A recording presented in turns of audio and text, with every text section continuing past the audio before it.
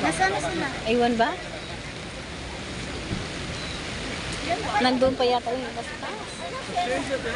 Ano yan dyan? Karinderya? Ha?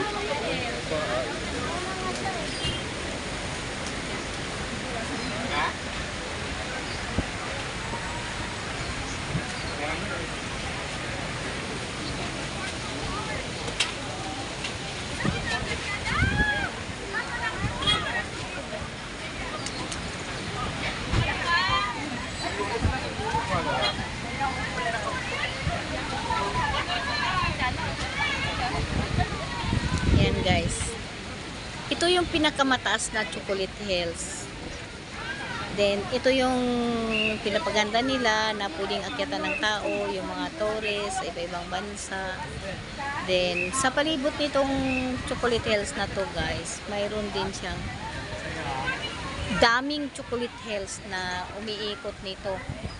Yan dun sa malayo, bundok-bundok yan, Chocolate Hills yan.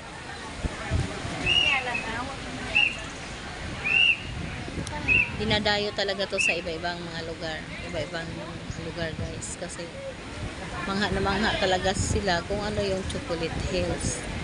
Yung pala, ayan, natural nature talaga binigay ni Heavenly Father. Malapit lang pala. 5,000, dalaw daw ang krudo. Ewan ko, baka kumita lang din yung nag-hire ng sasakyan. Gano'n naman talaga yun.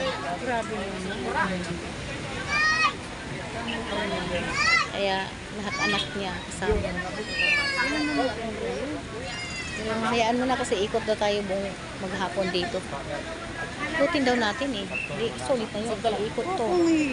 Ikot nga daw. Marami pa tayong puntahan. Maligo pa nga daw tayo. Hindi. Marami pa. Marami pa tayong puntahan.